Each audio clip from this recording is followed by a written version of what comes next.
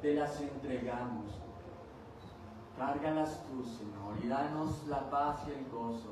Danos el descanso y el reposo, Señor, que necesitamos. Gracias por traernos a este lugar para renovar tu pacto como pueblo y como iglesia. Gracias por perdonar todos nuestros pecados, Señor, los pasados, los presentes y los futuros.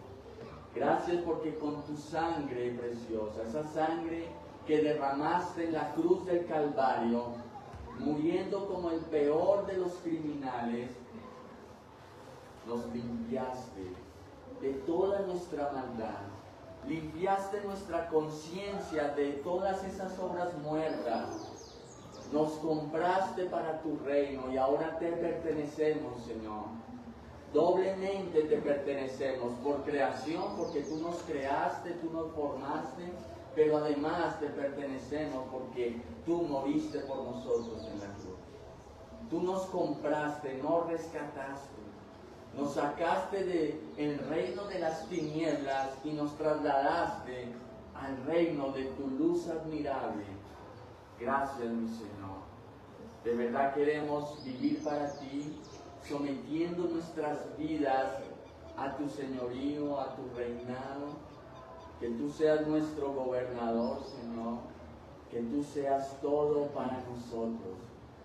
Que tú nos deleites cada día y que en ti encontremos todo lo que nos falta. Gracias, mi Señor. Te alabamos y te exaltamos, Dios. Amén y amén. Bien, mis hermanos, entonemos nuestro himno de bienvenida. Sean todos bienvenidos. Y de verdad, dice las Escrituras, mirad cuán bueno y delicioso es habitar los hermanos juntos. Es una bendición poder estar aquí juntos como familia, como pueblo de Dios. Y démosle gracias al Señor porque podemos compartir su amor entre nosotros. Himno de bienvenida 636. Hola, ¿cómo estás? Doy gracias a Dios porque estamos aquí, alabando su nombre. Bienvenido seas, bienvenido seas, alabemos al Señor. Bienvenido seas, bienvenido seas, alabemos al Señor. Hola, ¿cómo estás? Queremos reunirnos y así compartir el amor del Señor. Bienvenido seas, bienvenido seas, alabemos al Señor. Bienvenido seas, bienvenido seas, alabemos al Señor. Bienvenidos sean en la casa del Señor. Que de verdad podamos alabar el nombre del Señor con gozo y con alegría, porque Él es digno de que le alabemos. Y hagámoslo con el himno número 90, mis hermanos. Te exaltaré, mi Dios y mi Rey. De generación a generación celebrarán tus obras. Y así es, mis hermanos. Generaciones van, vienen, pero el Señor ha tenido su remanente para que le alabe su nombre y le glorifique. Himno número 90. Te exaltaré, mi Dios y Rey, y bendeciré tu nombre eternamente y para siempre. Cada día te bendeciré y alabaré tu nombre.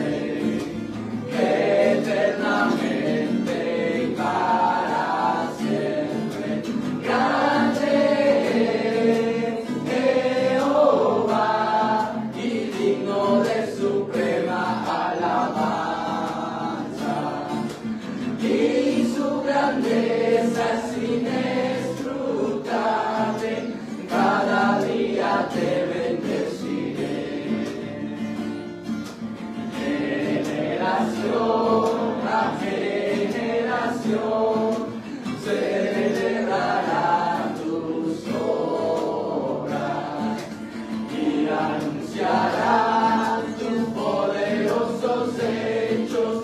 Cada día te bendeciré y alabaré tu nombre eternamente y para siempre.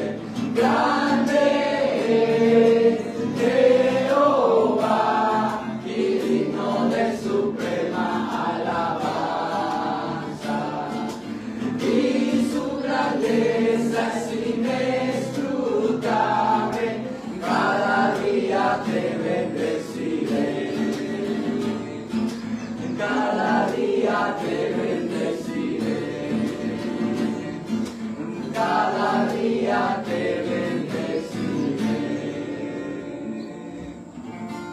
Amén, hermanos. Ahora entonemos el himno 150, mis hermanos, de nuestro seminario.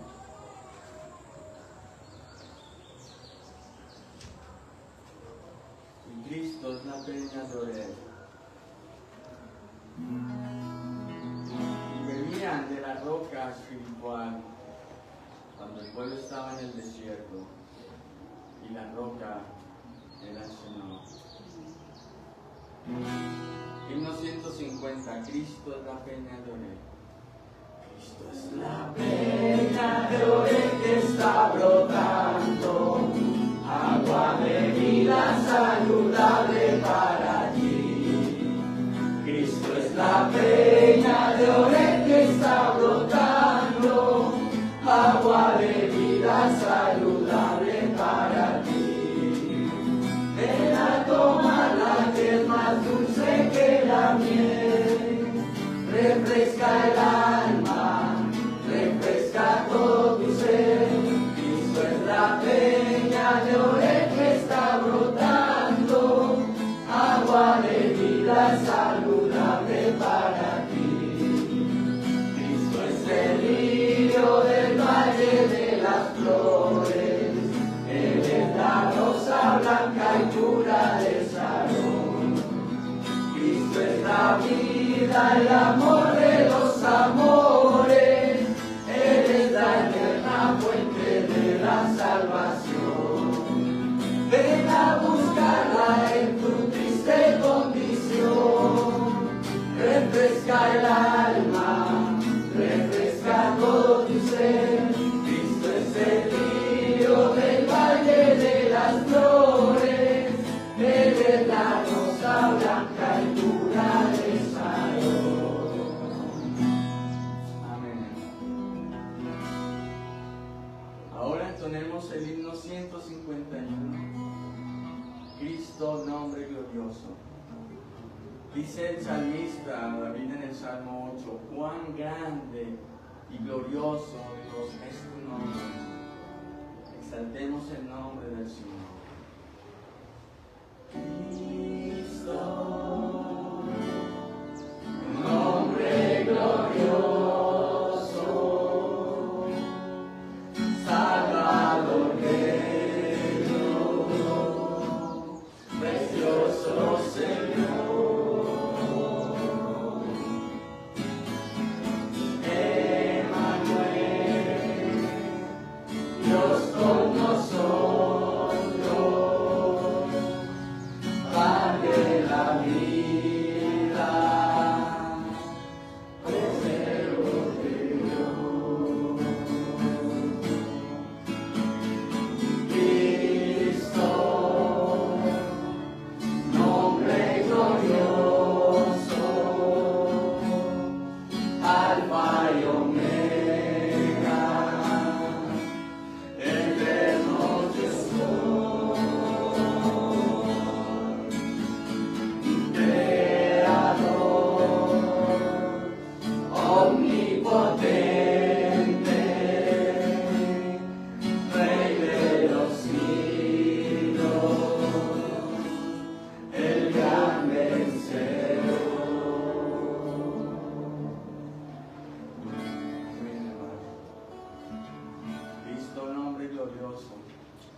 el gran vencedor, Él venció, mis hermanos.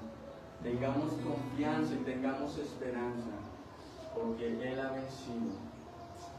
Y por último, entonemos el himno 152, hermanos. Jesús es la roca. Él es la roca cuya obra es perfecta. Fundamentemos nuestra vida en la roca que es Cristo, mis hermanos. Himno 52. 152. Jesús es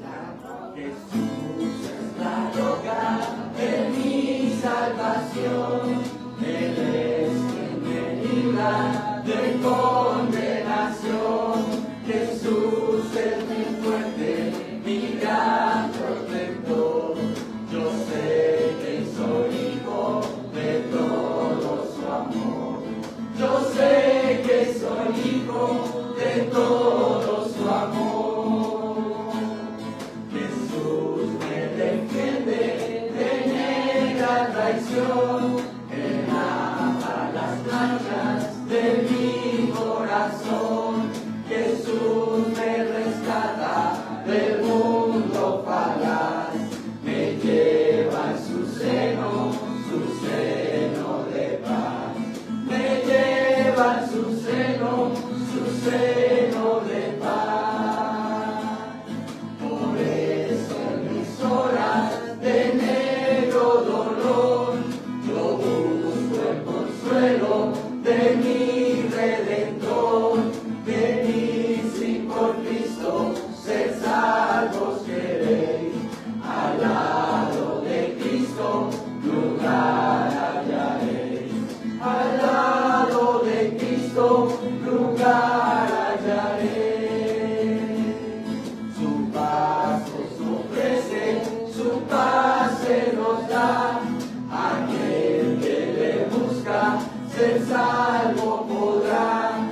Yo fui mucho tiempo esclavo del mal, mas hoy Jesucristo me dio libertad.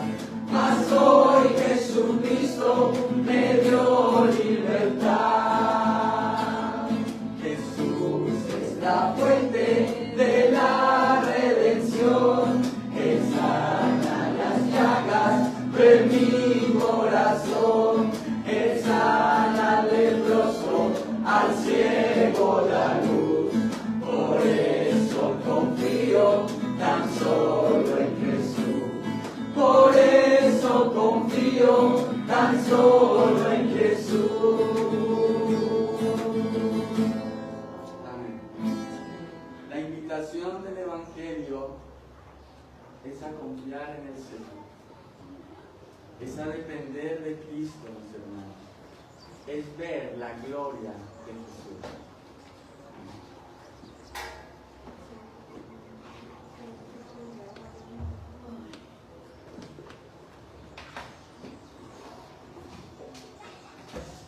Gì vậy? Là mà.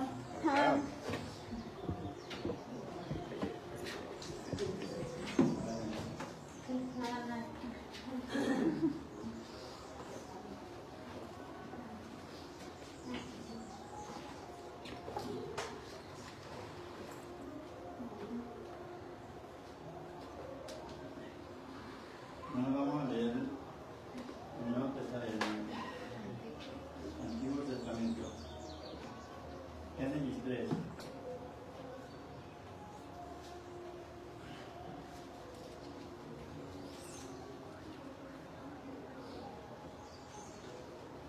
Génesis 3, del versículo 1 hasta el 24.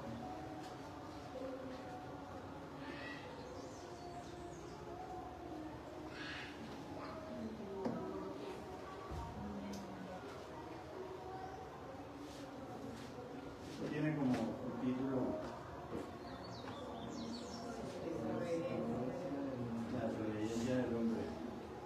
Pero también podríamos llamarlo El paraíso perdido.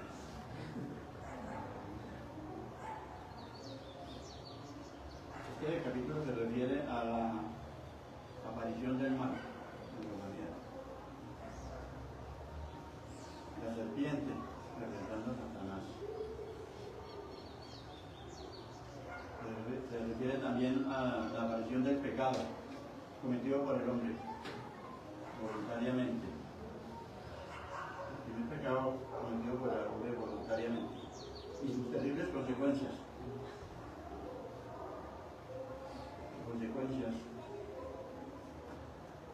Vergüenza, temor y expulsión del maravilloso hogar que Dios nos había dado. Y por consiguiente todos los demás males que está sufriendo la humanidad hoy en día a causa de esta desobediencia. Eso nos refiere este capítulo, pero en medio de todo este caos y todo este sufrimiento que causó el pecado, aparece en el glorioso versículo 15 también, donde ya empezamos a disfrutar ese maravilloso misericordia del Señor. Vamos a leerlo con atención. Por el capítulo 3.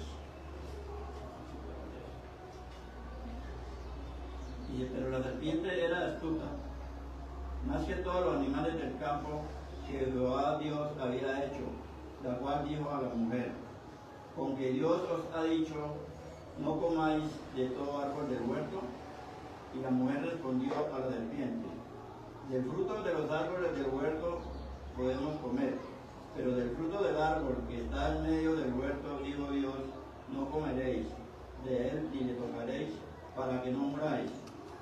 Entonces la serpiente dijo a la mujer, no moriréis, sino que sabe Dios que el día que comáis de él, serán abiertos vuestros ojos y seréis como Dios, sabiendo el bien y el mal.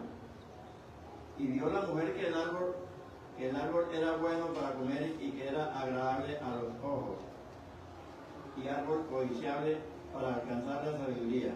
Y tomó de su fruto y comió, y dio también a su marido, el cual comió así como ella. Entonces fueron abiertos los ojos de ambos, y conocieron que estaban desnudos. Entonces cosieron hojas de higuera y se hicieron delantales. Y oyeron la voz de Jehová, que se paseaba en el huerto al aire del día, y el hombre y su mujer se escondieron de la presencia de Jehová Dios entre los árboles del huerto. Mas Jehová Dios llamó al hombre y le dijo, ¿dónde estás tú? Y él respondió, oí tu voz en el huerto y tuve miedo, porque estaba desnudo y me escondí. Y Dios le dijo, ¿quién te enseñó que estabas desnudo? ¿Has comido el árbol que yo te mandé, no comieses? Y el hombre respondió, la mujer que me diste por compañera me dio el árbol y yo comí. Entonces Jehová Dios dijo a la mujer, ¿qué es lo que has hecho? Y dijo la mujer, la serpiente me engañó y comí. Y Jehová Dios dijo a la serpiente, por cuanto esto hiciste, maldita serás entre todas las bestias y entre todos los animales del campo. Sobre tu pecho andarás y polvo comerás todos los días de tu vida. Y pondré la amistad entre ti y la mujer, y entre tu simiente y la simiente suya. Esta te herirá en la cadera y tú le herirás en el calcañar. A la mujer dijo, multiplicaré en gran manera los dolores de tus preñeces. Con dolor darás a luz los hijos, y tu deseo será para tu marido, y él se enseñoreará de ti. Y al hombre dijo, por cuanto obedeciste a la voz de tu mujer, y comiste el árbol que te mandé diciendo, no comerás de él, maldita será la tierra por tu causa, con dolor comerás de ella todos los días de tu vida. Espinos y cardos te producirán, y comerás plantas del campo. Con el sudor de tu rostro comerás el pan hasta que vuelvas a la tierra, porque ella fuiste tomado, pues polvo eres y al polvo volverás. Y llamó a Adán el nombre de su mujer Eva, por cuanto ella era madre de todos los vivientes. Y Jehová Dios hizo al hombre y a su mujer túnicas de pieles y los vistió. Y dijo Jehová Dios, he aquí, el hombre es como uno de nosotros, sabiendo el bien y el mal. Ahora pues, que no alargue su mano y tome también del árbol de la vida y coma y viva para siempre. Y lo sacó Jehová del huerto del Edén para que labrase la tierra.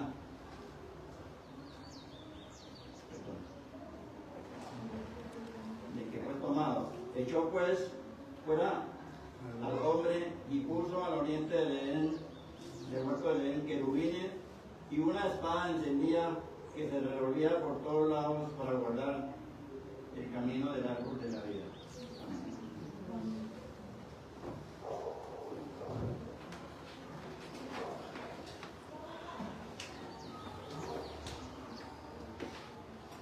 Buenos días. Buenos días. Vamos a ir a la carta a los Hebreos.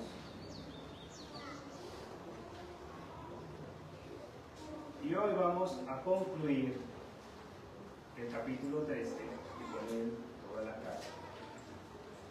Vamos a orar al Señor.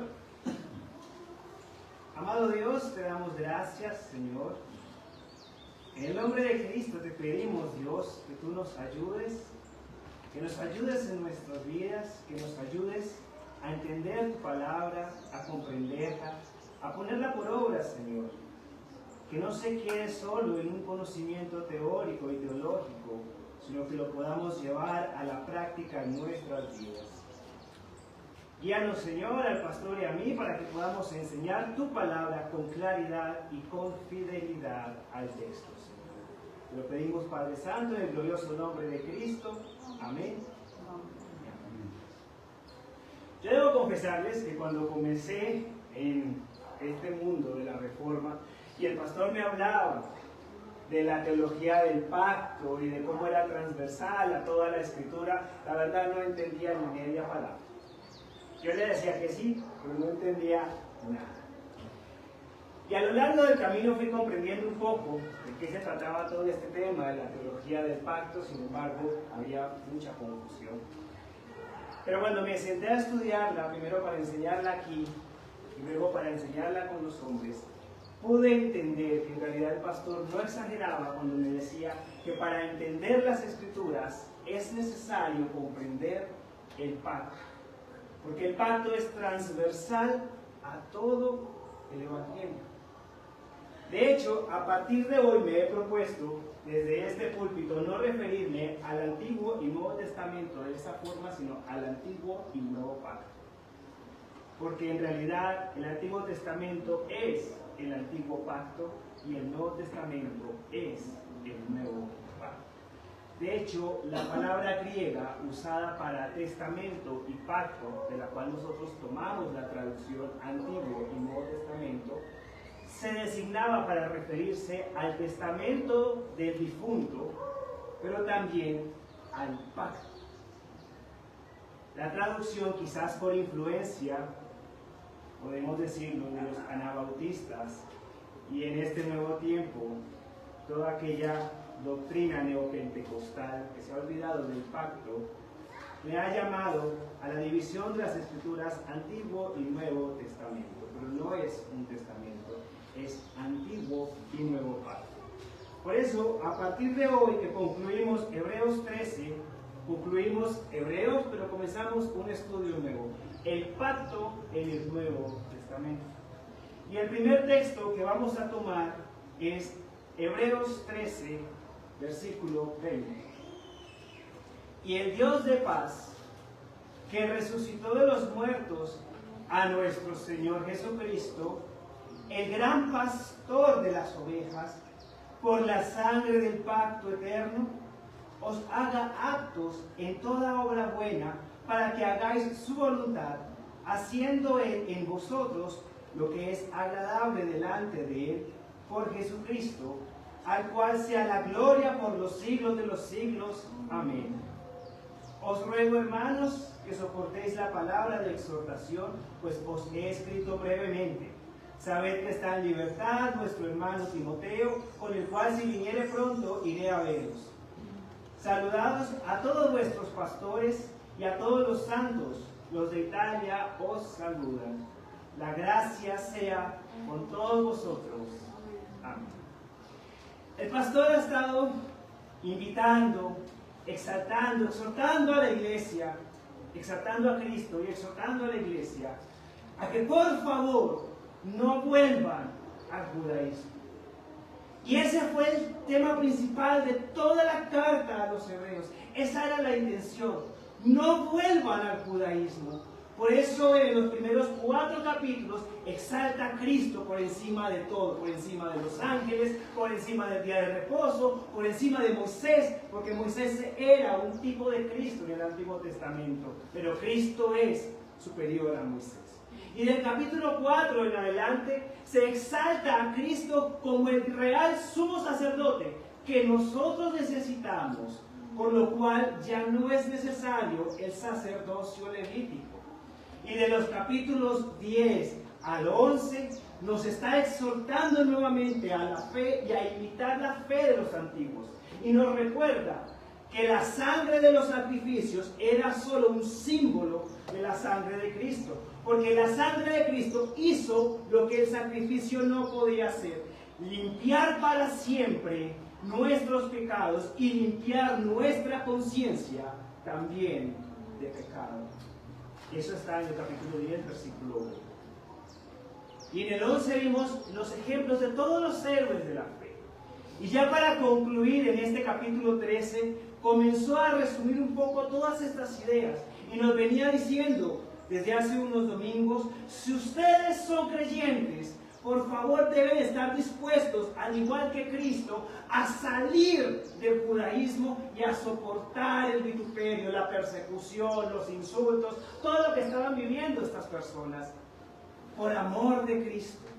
Y luego le dice: y el sacrificio que el Señor ama, que quiere, es una vida dedicada a exaltarlo, amarle, a darle gloria y honra con los labios, pero también a ayudar al hermano por causa del amor del Señor.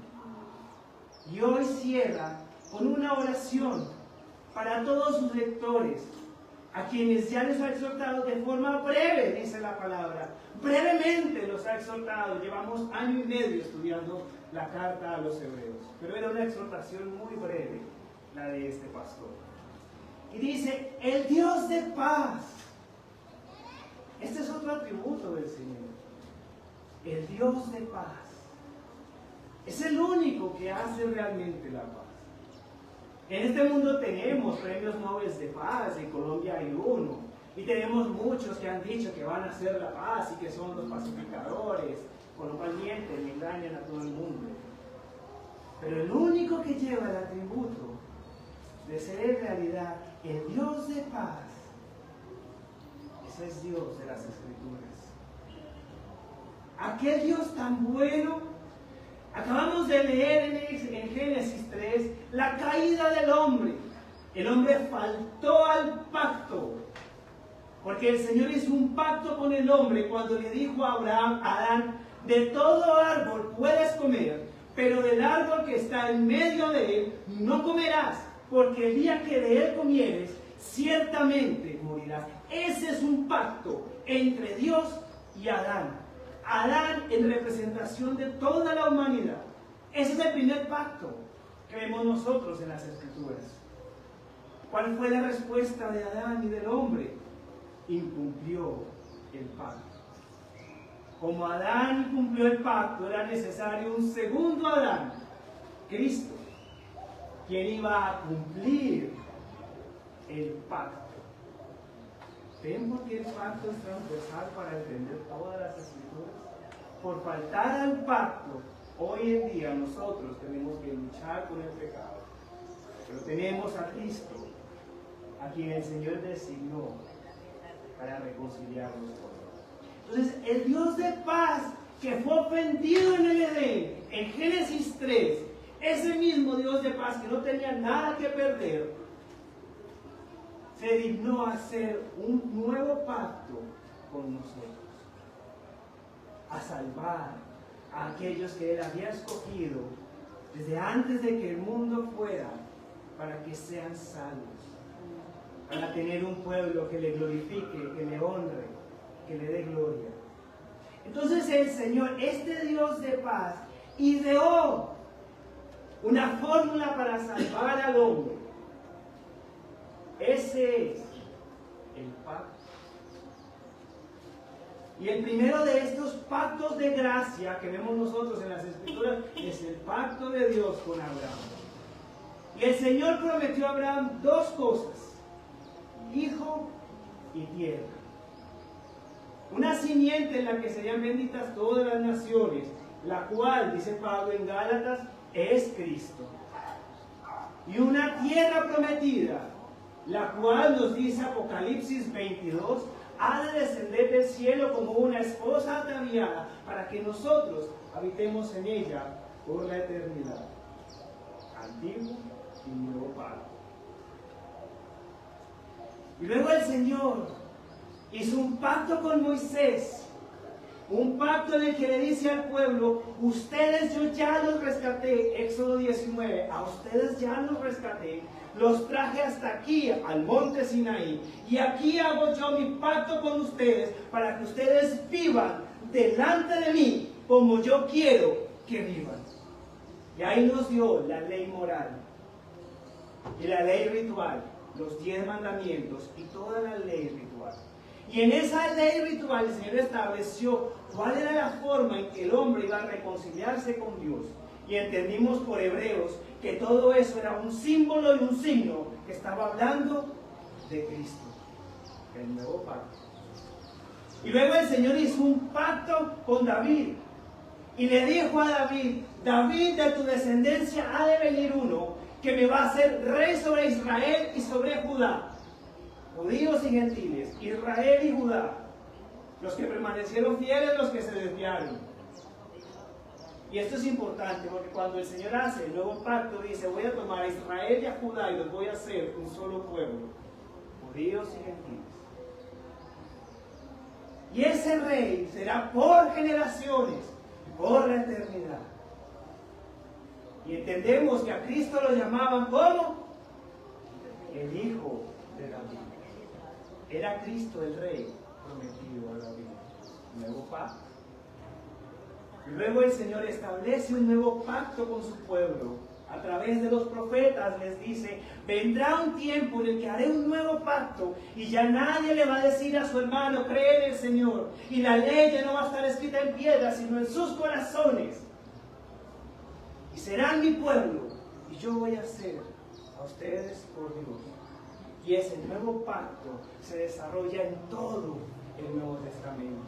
Entonces ese fue el plan de este Dios de paz.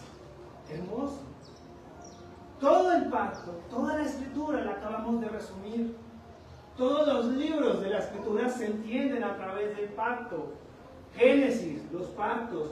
Éxodo, una representación de cómo el Señor va a cumplir el pacto con Abraham. Por favor, entiendan Éxodo como la forma como el Señor nos va a rescatar de este mundo cuando el Señor venga. Y entiéndalo con el Apocalipsis del capítulo 12 al capítulo 20. La forma como el Señor nos va a sacar de aquí es igual a como el pueblo salió de Egipto.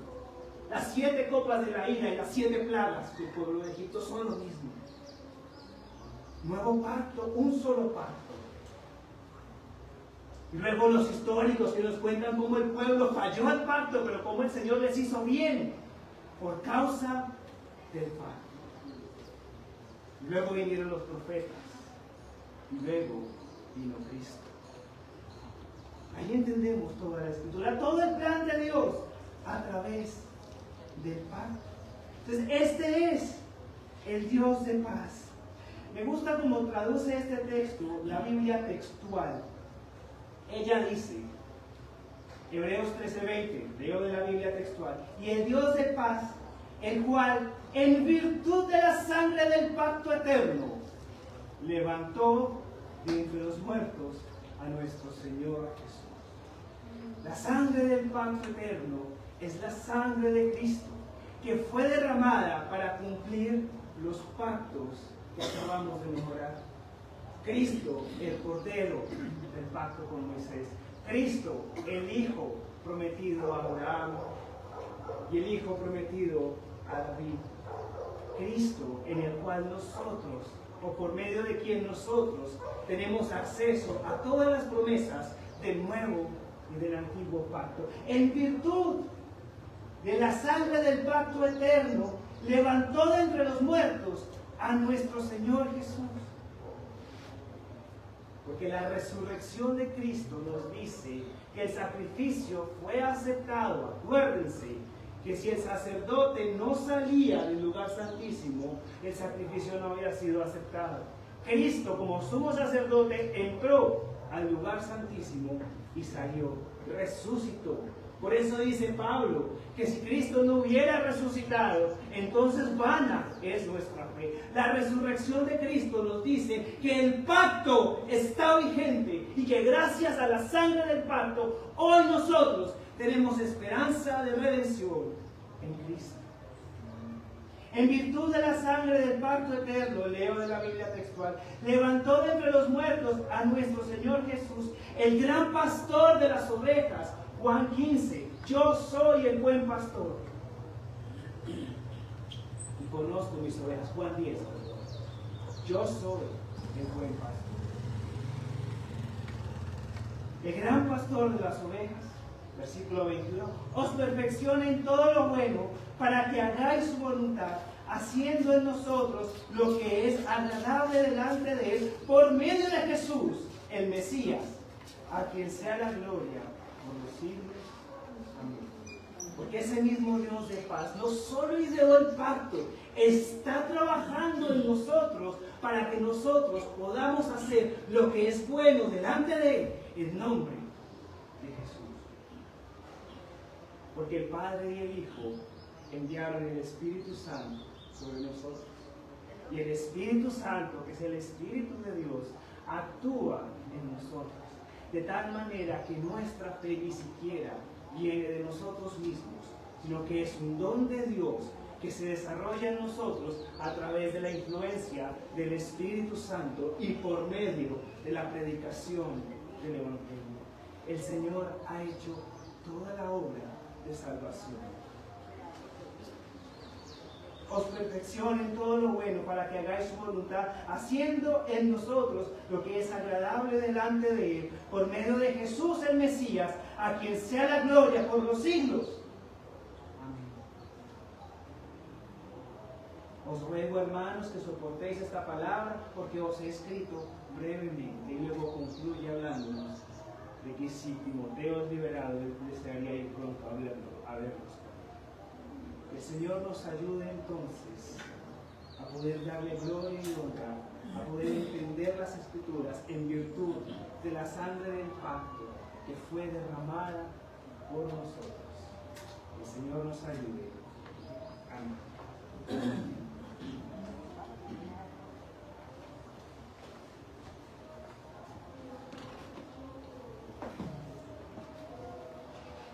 No vayan a continuar sentaditos.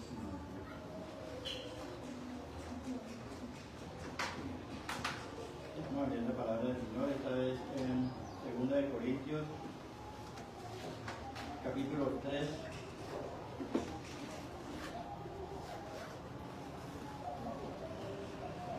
Segunda de Corintios, capítulo 3.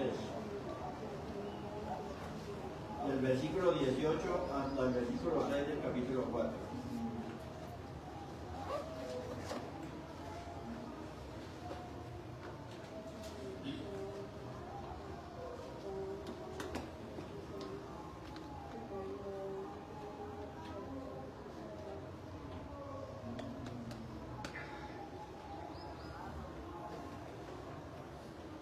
La Escritura nos exhorta a vivir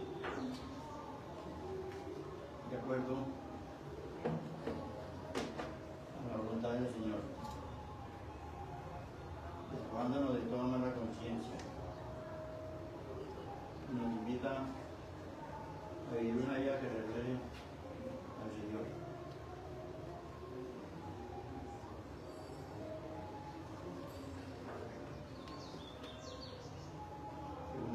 Corintios, capítulo 3, del versículo 18 al versículo 3 del capítulo 4.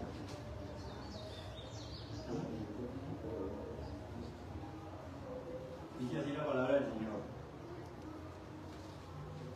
Capítulo versículo 18 del capítulo 13. Por tanto, vosotros todos, mirando a cara descubierta, como en un espejo la gloria del Señor, somos transformados de gloria en gloria en la misma imagen, como por el Espíritu del Señor. Por lo cual, teniendo nosotros este ministerio según la misericordia que hemos recibido, no desmayamos. Antes bien, renunciamos a lo oculto y a lo vergonzoso, no andando con astucia ni adulterando la palabra de Dios, sino por la manifestación de la verdad, recomendándonos a toda conciencia humana delante de Dios. Pero si nuestro evangelio está aún encubierto, entre los que se pierden está encubierto, en los cuales el Dios de este siglo cegó el entendimiento de los incrédulos, para que no resplandezca la luz del evangelio, de la gloria de Cristo, el cual es la imagen de Dios. Porque no lo predicamos a nosotros mismos, sino a Jesucristo como Señor y a nosotros como vuestros siervos por amor de Jesús. Porque Dios, que mandó que de las tinieblas resplandeciese la luz, es el que resplandeció en nuestros corazones para iluminación del conocimiento de la gloria de Dios en la faz de Jesucristo. Amén.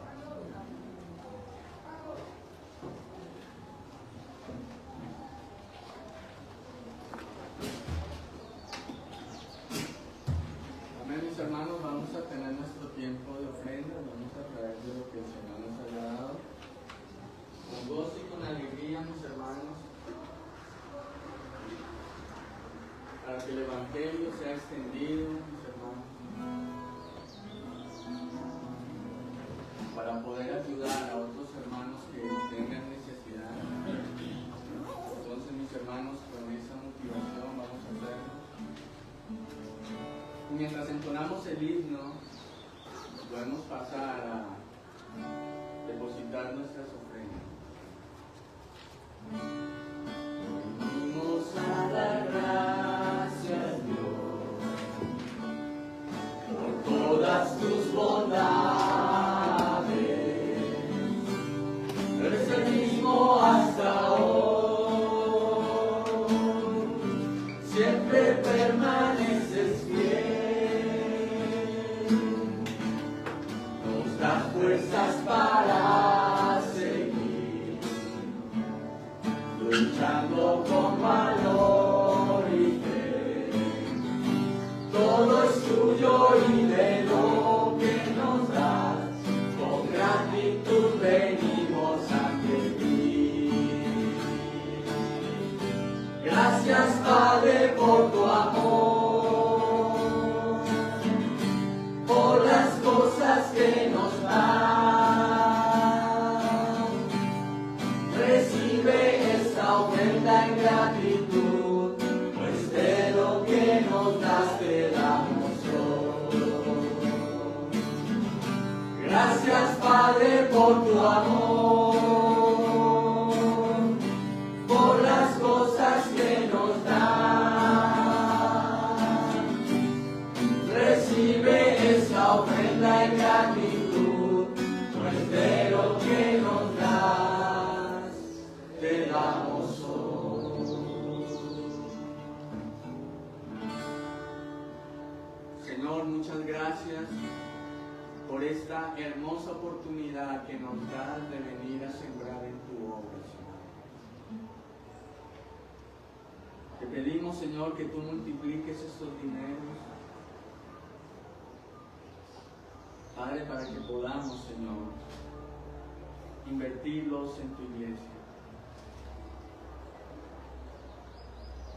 Señor, hay mucha necesidad entre tu pueblo, entre tus siervos.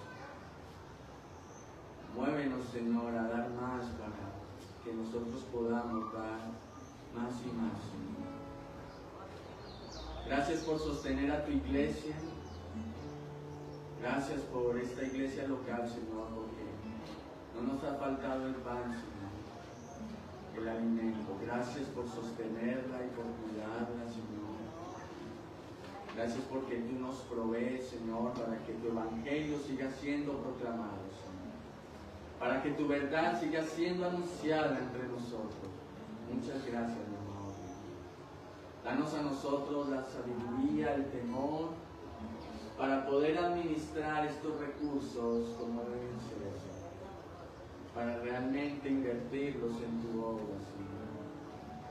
Y yo te doy gracias por cada uno de mis hermanos. Bendícelos, Padre mío.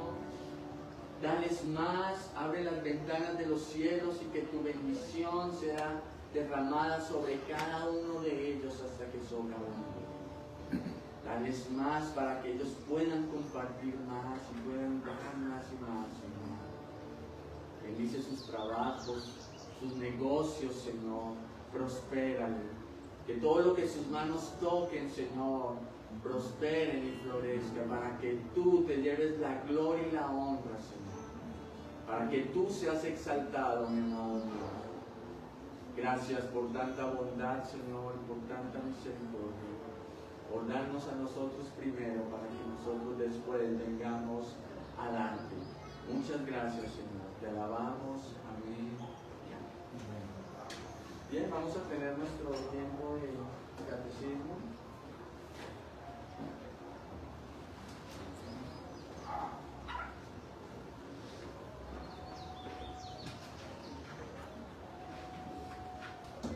Bueno, mis hermanos, ha llegado el momento de lectura del catecismo, entonces acompáñenme por favor a la pregunta número 61.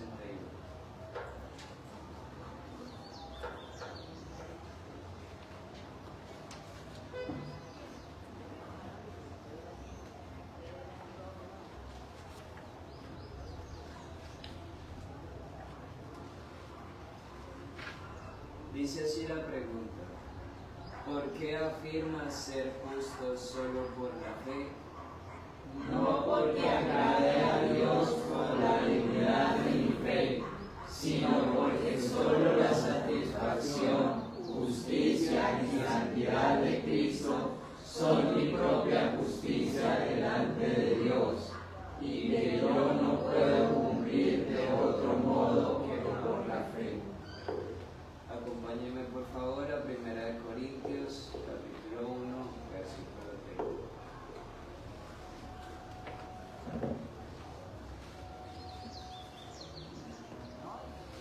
Primera de Corintios, capítulo 1, versículo 30.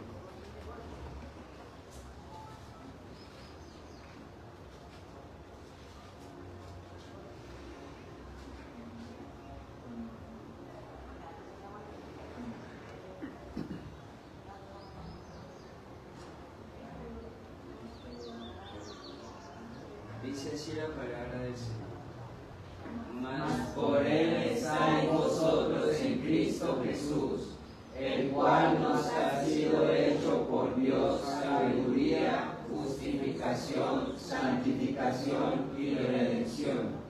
Y ahí más adelantico en el capítulo 2, el versículo 2. Dice así la palabra del Señor: pues me Propuse no saber entre vosotros cosa alguna, sino a Jesucristo y a este crucificado.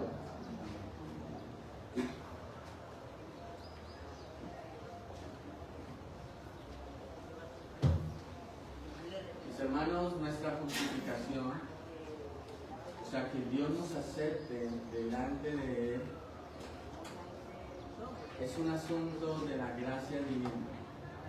No tiene nada que ver con nuestras obras, con lo que hagamos, sino tiene que ver todo con el sacrificio del Señor Jesucristo, porque Él dio su vida para rescatar nuestra vida. Y esa es la verdad que debemos abrazar, la cual debemos apropiarnos y atesorarla en nuestro corazón. Cristo murió por nosotros. Y cuando Él derramaba su sangre en la cruz del Calvario, éramos justificados, éramos limpios de toda culpabilidad y éramos comprados para el reino de los cielos. Bien, mis hermanos, vamos a abrir nuestras Biblias en la epístola o en la carta a los Romanos, capítulo 12. Hoy, si el Señor lo permite, vamos a estudiar el versículo 2 del capítulo 12 de la carta a los Romanos. Bien, después de que el apóstol Pablo hubiera explicado desde el capítulo 1 hasta el capítulo 11 con gran claridad, ¿no?, haya explicado el Evangelio, el apóstol Pablo nos va a ayudar a conectar la doctrina, el conocimiento de la palabra del Señor con nuestra vida práctica. Eso es lo que va a hacer el apóstol en el capítulo 12, mis hermanos. Porque Pablo nos va a mostrar la relación que hay entre el Evangelio y nuestra vida cotidiana y nuestra vida diaria. Porque no podemos aislar estas dos cosas. No podemos, por un lado, ¿sí?, aplicarnos al conocimiento del Señor, y por el otro lado vivir sin tener en cuenta el conocimiento del Señor, el Evangelio. Tiene que haber una coherencia en nuestras vidas, en lo que nosotros sabemos y cómo nosotros vivimos, ¿sí? Y eso es lo que el apóstol Pablo quiere mostrarnos. Entonces, después de haber conocido las misericordias de Dios, lo que Dios ha hecho por nosotros, cómo nos ha rescatado, cómo ha salvado nuestras vidas, después de haber entendido la obra redentora del Señor, nosotros no podemos creer, ¿cierto?, o nos cuesta entender que una persona se quede quieta, inmóvil, paralizada, petrificada, sin ninguna respuesta positiva hacia Cristo y a su Evangelio. No puede ser que si aquí conocemos la verdad de Dios, si aquí conocemos a Cristo, lo que Él ha hecho por nosotros, es imposible que nos quedemos quietos y no tengamos ninguna respuesta hacia el Evangelio. No es posible que nosotros no deseemos vivir para el Señor después de conocer la verdad de Cristo. Nosotros más bien creemos que es todo lo contrario, ¿cierto? Porque cuando nosotros conocemos las misericordias de Dios, cuando conocemos lo que Dios ha hecho por nosotros, lo que Cristo logró en la cruz por su pueblo, nosotros más bien creemos que cuando nosotros entendemos esto, por la influencia del Espíritu Santo, nosotros vamos a tener una respuesta de amor hacia Cristo y hacia su obra redentora. Vamos a estar activamente glorificando al Señor porque hemos entendido qué ha hecho Él por nosotros. Y entonces Pablo comienza diciendo que la respuesta de amor, de gratitud que nosotros empezamos a tener por lo que Cristo hizo por nosotros es que nosotros comenzamos, versículo 1, a presentar nuestros cuerpos en sacrificio que vivo, santo y agradable a Dios, que es nuestro culto racional. Si tú quieres realmente adorar al Señor, si tú quieres realmente glorificar al Señor, ¿qué es lo que debemos hacer? ¿Debemos ir a un altar y prender velas? ¿Adorar imágenes? ¿Irnos a procesiones? Si realmente necesitamos, debemos glorificar a Dios, exaltar al Señor, debemos buscar lugares sagrados y santos para ir a adorar al Señor. No, eso es algo irracional, ¿no? Si nosotros llegamos a hacer eso. Porque lo racional, lo lógico, es que la verdadera adoración es que entregarnos por completo a Dios. Todo nuestro ser, entregarnos día a día al Señor. Y mis hermanos, entendamos algo, que esta entrega que hacemos diariamente como sacrificio vivo, santo y que es agradable a Dios, no es para ganarnos el favor de Dios, no es para ganarnos la salvación, ¿sí? Porque, como hemos dicho siempre, nosotros tenemos la tendencia a pensar que si nos portamos bien, Dios nos va a bendecir. Si nos portamos mal, entonces Dios viene y nos castiga. Pero mis hermanos, no es así en el Evangelio. Porque Dios nos bendice por su gracia, aún a pesar de nuestro pecado, porque aquí ¿alguien es perfecto? ¿Alguien es perfecto aquí? Nadie. Todos somos pecadores. Todos hacemos lo malo delante del Señor, tenemos malos pensamientos, nuestras intenciones de nuestro corazón son malas. Fallamos una y otra vez, pero aún así, independientemente de nuestro pecado, Dios nos bendice. ¿No has visto la misericordia de Dios sobre ti? ¿No has visto cómo te ha cuidado todos estos años de tu vida? ¿No estás aquí con bien? ¿No te tiene vivo el Señor? ¿No estás respirando? Esa es la bondad del Señor. Entonces, a pesar de nuestro pecado, Él nos bendice, Él nos guarda, Él nos ayuda, Él nos levanta y nos anima.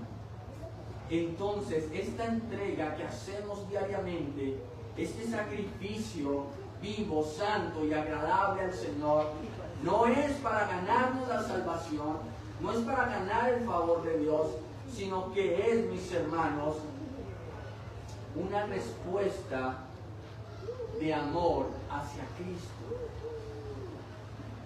Es una demostración de gratitud al Señor, nada más, mis hermanos, nada más. Nosotros debemos primero conocer el manantial de la justicia para ahí sí poder nosotros conducirnos en esta tierra como debe ser. Y mis hermanos, es allí donde estriba la diferencia entre el evangelio y el moralismo. ¿Qué enseña el moralismo? ¿No? Los moralistas enseñan y hablan muy elocuentemente y muy bonito sobre la conducta humana, ¿no? Y nos hablan de costumbres y de deberes, de cómo el hombre debe conducir su vida en esta tierra para ganarse el cielo, ¿no? Y lo hacen con gran esplendor. Pero mis hermanos, esa enseñanza es vacía, es estéril, es fútil, es inútil. Es como si construyéramos un edificio sin base, solo está destinada a la destrucción. Porque mis hermanos, nadie podrá llegar al cielo, nadie podrá llegar al cielo apoyado en sus propias obras, apoyado en sus propios méritos. Solamente podemos llegar al cielo apoyados en la obra y en los méritos del Señor Jesucristo. Él es el único que nos da la entrada a la eternidad, nadie más, mis hermanos. Porque la incredulidad, cuando los hombres confían en sus obras, ¿no?, para llegar al cielo, están siendo ¿qué? Incrédulos. Porque no están creyendo en el Evangelio, en que lo único que necesitamos es la justicia de Cristo, la obra de Cristo, la santificación de Cristo, la que necesitamos. Entonces la incredulidad puede destruir al hombre más bueno y más piadoso en esta tierra y lo puede hundir al infierno por la eternidad.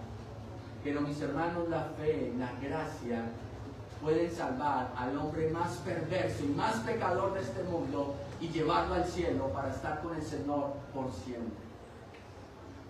Necesitamos, hermanos, de Cristo, del Señor. Entonces, ¿qué es lo que enseña el Evangelio? El Evangelio nos enseña que el proceder de todas nuestras obras santas, todo lo que hacemos en nuestra vida, estriba o descansa en el hecho de que hemos sido rescatados por el Señor. Y entonces, al ver la bondad de Dios, al ver cómo el Señor ha tenido de nosotros misericordia, ¿qué pasa? Nuestros corazones son incendiados con un amor increíble, impetuoso, que nos hace sentir que debemos consagrarnos por completo al Señor cuando entendemos la verdad del Evangelio. Y es por eso que Pablo continúa diciendo en el versículo 2, y leemos el versículo 2 que vamos a estudiar esta mañana. Dice, no os conforméis ¿qué? A este siglo, sino transformaos por medio de ¿qué? De la renovación de vuestro entendimiento o nuestra mente, para que comprobéis, ¿no?, cuál sea la buena voluntad de Dios, agradable y perfecta. Bien, Pablo nos está mostrando en el versículo 2, mis hermanos, dos mandamientos. Un mandamiento positivo y un mandamiento negativo. Bien, pero arranquemos por el orden. Él nos presenta primero el mandamiento negativo. ¿Cuál es ese mandamiento negativo? No os conforméis a este siglo. No os conforméis a este siglo. Pablo está diciendo, ¿no?, que nosotros no deberíamos permitir, mis hermanos, que el mundo nos comprima para adaptarnos a su molde. Pablo nos está pidiendo, mis hermanos, con este mandamiento, que no nos dejemos moldear por este mundo, que no tomemos el mismo cascarón de este mundo, el mismo molde. Este mundo tiene un sistema de principios y de valores que son totalmente contrarios y opuestos a los principios y a los valores de Dios, mis hermanos. Son diametralmente opuestos. Este sistema mundano de maldad, mis hermanos, trata por todos los medios posibles que imponerse sobre nosotros. Y no descansa. No crean que el reino de las tinieblas está obligando a las personas a que se conformen a él, a que sigan y sean súbditos de su reino. No crean que este reino de tinieblas está obligando a nadie, porque nadie es obligado, ¿ok? Nadie está ya en contra de su voluntad. A nadie se le pone un arma en la cabeza, ¿sí?, para que ella o él, ¿cierto?, se conforme a este mundo. Nadie, mis hermanos. Nadie actúa en contra de su propia voluntad.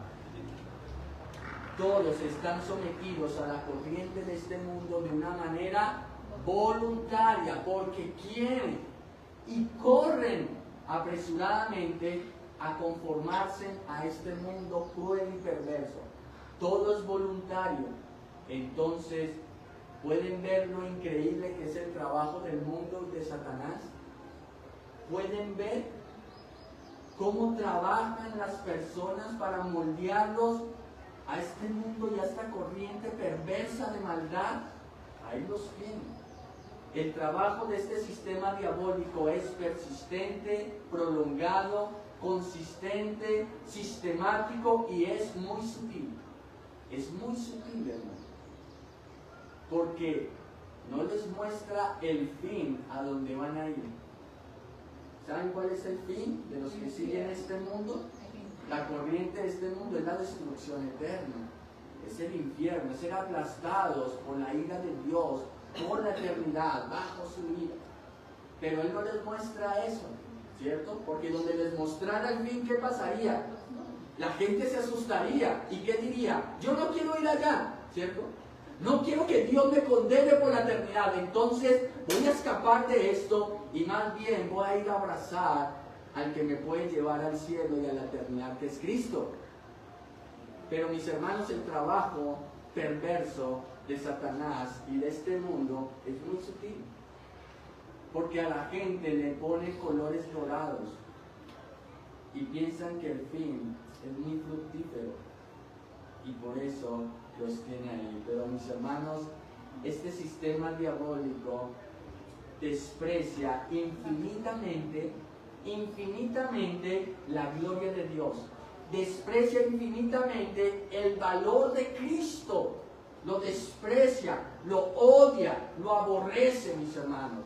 Pero al contrario, este sistema diabólico exalta, valora lo que es pasajero y lo que es finito, lo que no tiene curación. Eso sí lo exalta, eso sí lo valora, pero a Cristo lo desprecia. Lo que sí tiene valor eterno lo deja a un lado, mis hermanos.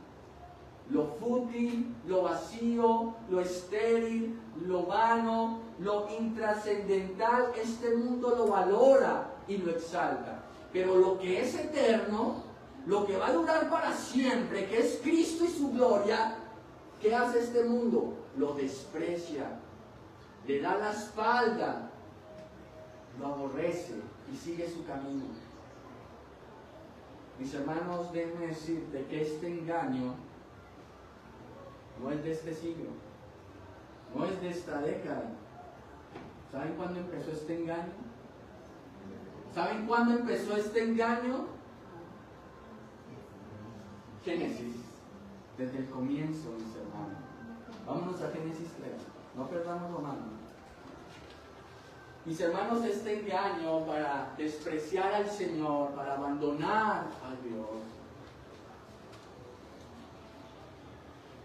y seguir la corriente de este mundo, ¿no? De este sistema diabólico y perverso, no empezó en esta década, no empezó en el año 2000, empezó en el origen del hombre, en el inicio. Génesis capítulo 3.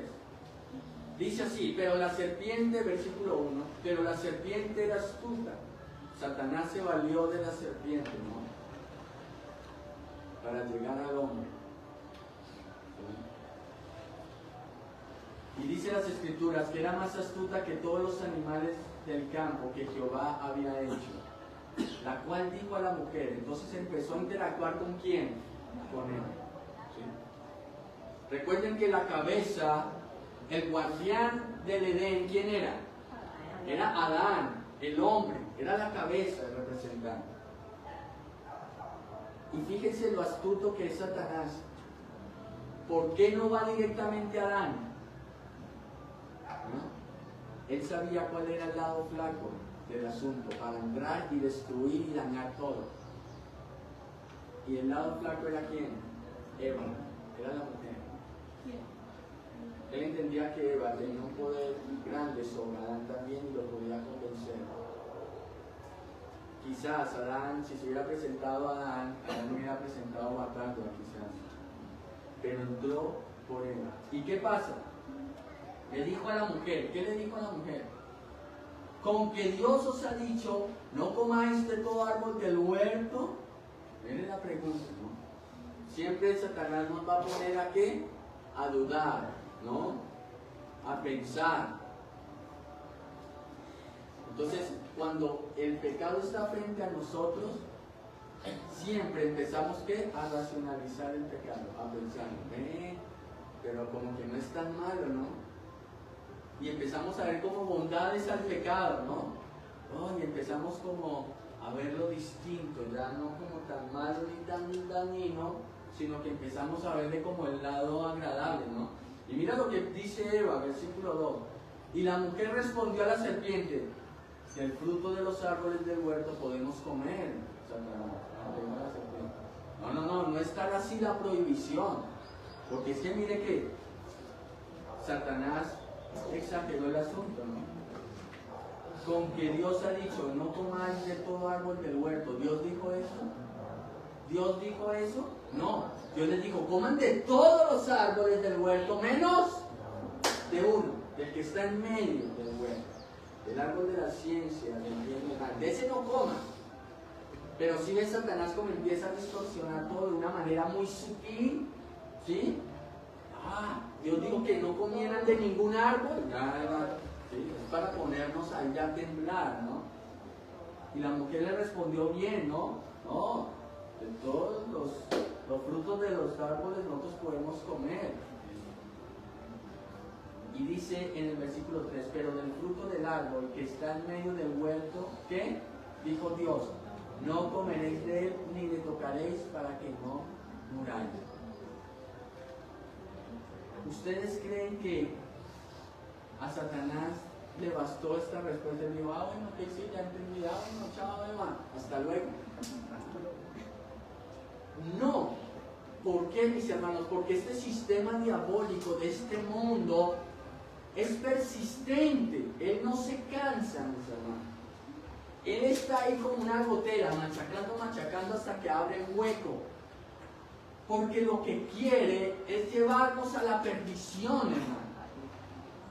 Es a que nos hundamos en el infierno bajo la ira de Dios. Es que despreciemos a Cristo y su Evangelio. Él nunca va a bajar la guardia, mis hermanos. Por eso esta lucha es dura. Pero necesitamos ir de la mano del Señor. Porque Él es el que la va a librar por nosotros. Si nosotros nos ponemos solitos a librar esta batalla, vamos a perder y vamos a quedar arruinados, hermanos. Vamos de la mano del Señor Es Él el que pelea por nosotros. Él ya venció, mis hermanos. Entonces hacíamos de su victoria. Y dice entonces, versículo 4, entonces la serpiente dijo a la mujer, ¿qué? No moriré. ¿Cuál fue la sentencia del Señor cuando le dijo a Adán y a Eva que no comieran del árbol que estaba en medio del huerto, del árbol de la ciencia del bien y del mal? ¿Qué pasaba si ellos comían? ¿Qué les dijo Dios? Ciertamente morirán. Esa fue la sentencia del Señor. Ustedes desobedecen y mueren. Bueno, y esa muerte era una muerte física, espiritual y eterna, ¿no? ¿Y qué está diciendo Satanás? Mira lo engañoso que es el diablo, hermano, y que es el mal, y cómo nos puede enredar y todo. Está aquí llamando mentiroso a Dios, primero. Pues mira lo atrevido, ¿no? Igual Canelo. Está llamando a Dios como mentiroso. En otras palabras, Él tiene la verdad y Dios es mentiroso. Como está torciendo todo. ¿Quién es el de la verdad? Es Dios. Dios es verdad. El Señor lo dijo, yo soy el camino, la verdad y la vida. Él es la verdad. El resto es mentira. Pero el hombre prefiere creer la mentira que creer la verdad, ¿cierto? Es una cosa loca, irracional, ¿sí? Pero mis hermanos, él se está posando aquí como que tuviera que la verdad. No, mentiras, no moriréis, ¿sí? Dice, pero el fruto, sino que sabe Dios que el día que comieres de él, ciertamente serán abiertos vuestros ojos y seréis como Dios, sabiendo el bien y el mal. Y vio la mujer que el árbol era bueno para comer y que era agradable a los ojos y árbol codiciable para alcanzar la sabiduría, y tomó de su fruto y comió. Y dio también a su marido, el cual comió así con ella. Mis hermanos, el árbol de la ciencia del bien y del mal. Dos opuestos como el día y la noche, como la tierra y el cielo. El bien y el mal, dos opuestos. Esta figura que Dios está usando del árbol, ¿cierto? De las ciencias del bien y del mal, puesta en medio del huerto del Edén, Dios lo está usando ¿para qué, mis hermanos? Para que nadie pueda comer de su fruto. O sea, que nadie tenga la autoridad o la prerrogativa de que del ejercicio del juicio moral. Esa es la figura, mis hermanos. Eso es lo que Dios quiere mostrarnos y enseñarnos a través de esta ilustración del árbol, mis hermanos. Porque, mis hermanos, el ejercicio del juicio moral en esta vida le corresponde ¿a quién? Solamente a Dios, solamente a Él. Solamente Dios es el que puede determinar en esta vida qué es lo bueno y qué es lo malo. Punto. Nadie más tiene esa prerrogativa. Nadie más tiene ese poder de determinar qué es lo bueno y qué es lo malo. Pero ¿qué le estaba diciendo Satanás a Adán y a Eva? ¿No? Les estaba diciendo que si ellos comían de ese fruto, ¿qué iba a pasar? Ellos iban a ser igual a Dios. No era que se volvieran igual en dignidad y en poder, ¿no? No era que fueran igual en su naturaleza, sino que Satanás le estaba diciendo que si ellos tomaban y comían de ese fruto, iban a tener la capacidad, como la tenía Dios, como la tiene Dios, de determinar en la vida qué es lo bueno y qué es lo malo. Tremendo, mis hermanos. Porque esa es la consecuencia que vemos el día de hoy en este mundo. Los hombres determinando ellos mismos qué es lo bueno y qué es lo malo. Entonces, si para ti es bueno, tú lo haces. Si para mí es malo, pues no lo hago. Y entonces eso da una libertad a toda clase de maldad y de pecado. Porque los homosexuales piensan que están haciendo bien. Ellos pueden determinar que es bueno lo que hacen. Y uno puede determinar que es malo. Entonces entramos en ese conflicto. Y entonces, ¿quién tiene la verdad? ¿Quién tiene la verdad? ¿Ah? Por eso este mundo está en un caos moral. Porque unos determinan qué es lo bueno y otros determinan qué es lo malo. Y así se batalla en esta sociedad. Unos a favor del aborto, de matar al niño en el vientre, y otros en contra. Unos a favor, de no matar a los toros, porque ponen un valor más la vida de los animales que la de los bebés, ¿no? Porque a los bebés hay que matarlos, pero al toro no, ¿cierto? Porque tiene más dignidad un toro, un animal, que el hombre. Hasta allá ha llegado la locura, ¿no? Y el desvarío del hombre. Y otros en contra, mis hermanos. Pero ¿quién puede dirimir esos conflictos morales que se suscitan en la sociedad? ¿Quién tiene la verdad absoluta? Mis hermanos, la verdad absoluta la tiene Dios. Solamente Él. Y aquí está la verdad eterna del Señor. Pero como el hombre estiró su mano y comió del fruto, pues estamos donde estamos. En el problema en el que estamos, mis hermanos. Porque el hombre, cuando de una manera voluntaria, porque nadie lo obligó, o Satanás lo obligó a comer del fruto. ¿Sí? Ustedes están viendo a Adán y a Eva reducidos, encadenados, les están dando la fuerza al fruto del árbol de la ciencia del bien y del mal. No. ¿Qué imagen están viendo? Unas personas libres, ¿no? Con una voluntad espontánea, estirando su mano, ¿sí? Sin que nadie los obligue, arrancando el fruto y comiendo libremente. Y cuando el hombre hizo eso, tomó el fruto del árbol de la ciencia del bien y del mal, en ese momento desecharon la voluntad de Dios, despreciaron a Dios, le dijeron: no más Dios, no te metas más en mi vida, no te queremos más, lo que tú dices no nos importa. De ahora en adelante lo que importa es lo que yo digo, lo que yo determine en esta vida. Eso es lo importante, no lo que tú digas. ¿Ven cómo el hombre ha despreciado a Dios? Y ahora sí están viendo y dimensionando por qué tanto caos y locura de este mundo. Porque se olvidó de Dios, despreció a Dios. Y no quiere tener en cuenta al Señor, sino que ahora ellos mismos son sus propios dioses. Ellos mismos, el hombre mismo, determina qué es lo bueno y qué es lo malo. Cuando el único que tiene esa potestad es Dios. Entonces los hombres están jugando a ser ¿qué? Dios. ¿Se dan cuenta? Están jugando a ser Dios, mis hermanos. Entonces la autonomía humana tiene estas dos características. Primero, emanciparse, ¿sí? O liberarse, ¿no? O sacarse de encima, ¿qué? El gobierno de Dios. Esa es la primera característica de la autonomía humana. Sacarse de encima a Dios. No te queremos más en nuestra vida. Por eso dice el necio en su corazón: no hay Dios. O sea, no existe Dios. Porque el necio quiere destruir la verdad de Dios. ¿Para qué? Para que nadie lo acuse, para no sentir ninguna acusación, ninguna amarre. ¿Para qué? Para poder tirarse al pecado de lleno. Porque eso es lo que quiere. Por eso quiere destruir a Dios. Y que Dios no se meta en mi vida. Porque el Evangelio le estorba para su pecado. Y lo segundo, mis hermanos, es gobernarse a sí mismo.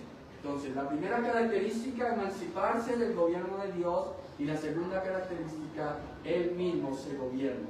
O sea, él mismo determina qué es lo bueno y qué es lo malo. Nada es relativo en este mundo, nada, mis hermanos. Dios es el que tiene la única verdad.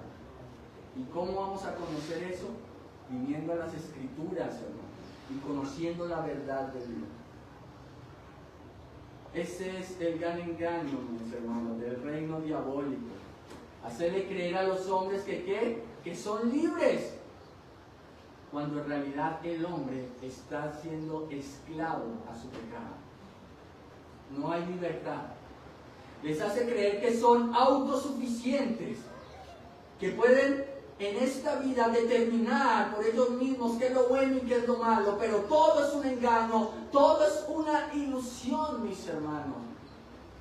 Adán y Eva comieron del fruto del árbol de la ciencia del bien y del mal con la ilusión, con la esperanza de ¿qué? De ser igual a Dios, de poder determinar qué es lo bueno y qué es lo malo. En otras palabras, de sentarse en el trono de Dios. Adán y Eva comieron del fruto del árbol con la ilusión, mis hermanos, de ser autosuficientes, de ser autónomos, independientes de Dios, de que Dios no los gobierne más. Con esa ilusión comieron de ese fruto, de que Dios no se metiera más en sus vidas. Mis hermanos, Adán y Eva comió del fruto del árbol de la ciencia del bien y el mal con la ilusión de que ellos serían ahora los dueños de sus vidas y del mundo entero. Ya no necesitarían más a Dios. Con esa ilusión estiraron su mano y comieron del fruto. Pero mis hermanos, otra fue la realidad. ¿Sí ven cómo este sistema diabólico pinta las cosas tan bonitas, tan ilusorias? Pero, mis hermanos, es un engaño. Es un engaño, porque cuando ellos comieron del fruto y sus ojos fueron abiertos, dice la Escritura que ellos vieron que todo había sido un engaño, que no fue como lo pensaron. Y mis hermanos, cuando los hombres abran sus ojos, pero en la eternidad, cuando mueran en esta tierra, y abran sus ojos en la eternidad, ahí como Adán y Eva se van a dar cuenta que todo fue un engaño, que los engañaron, que vivieron engañados y serán hundidos en el infierno por la eternidad, a morir bajo la ira de Dios, por no prestarle cuidado al Señor, por no venir a conocerlo, por no estudiar la palabra del Señor. Lo despreciaron, pensaron que podían vivir sin Dios y sin su ley. Y cuando despierten en la eternidad, cuando mueran aquí, despierten allá, se van a dar cuenta de que todo fue un engaño. Y eso sucedió con Adán y Eva. Mis hermanos, versículo 7. Estamos en Génesis, ¿no?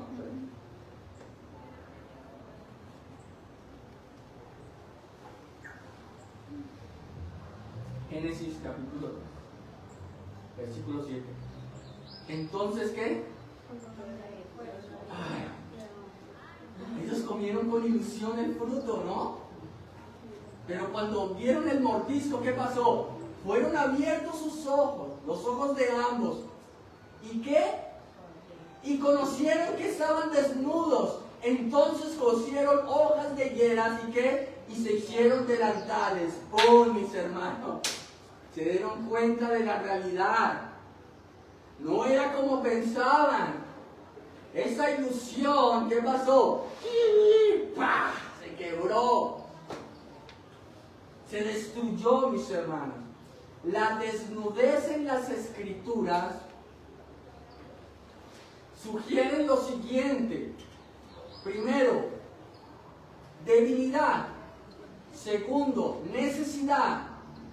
Y tercero, humillación. Eso es lo que simboliza la desnudez en las Escrituras. Te lo repito: debilidad, necesidad y humillación. Cuando los ojos de Adán y Eva fueron abiertos, ellos vieron que la confianza se había vuelto ¿en qué? En desconfianza. Y al ver la desnudez de ellos, que experimentaron por primera vez lo que era la culpa. La culpa. Se sintieron culpables del mal que habían hecho.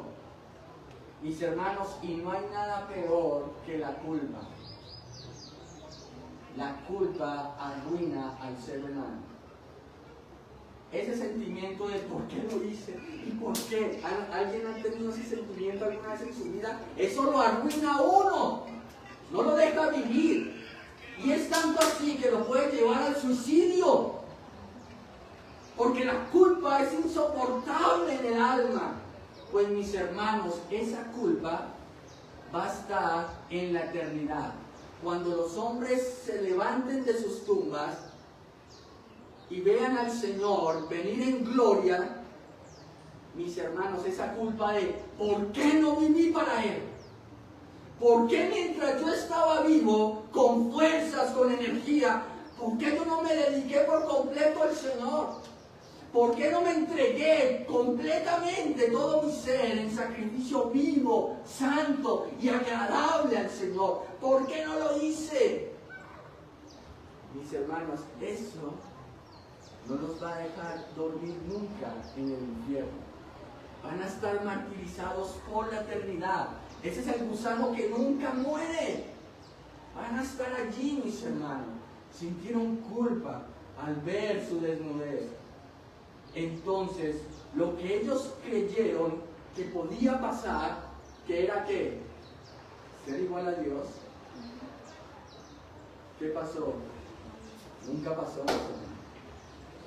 ¿Por qué? Porque inmediatamente quedaron destituidos de la gloria de Dios y la muerte, la sentencia quedó fijada. La muerte física, espiritual y eterna quedó fijada. Y el hombre está hundido en la condenación eterna. Pero fíjense que Dios tuvo misericordia y vino y rescató ¿a quién? A Daniel. Cosió hojas les cosió delantales de animales. Acuérdense que ellos se habían cosido con hojas de higuera para cubrir su desnudez. Pero Dios hizo el sacrificio. Con túnicas de pieles de animales los vistió, mis hermanos. Pero a Satanás, condenado para siempre, no mostró misericordia al Señor. Más bien, fijó la sentencia a Satanás. Tú le dirás el calcañal a mi hijo, pero él que destripará la cabeza, condenación eterna para siempre. Porque la salvación vino, el Señor vino a socorrer, no a los ángeles caídos, sino a la descendencia de Abraham, a su pueblo, a su pueblo. Mis hermanos, no caigamos en esa trampa que este mundo nos pone. No nos dejemos seducir por los cantos de sirena, mis hermanos.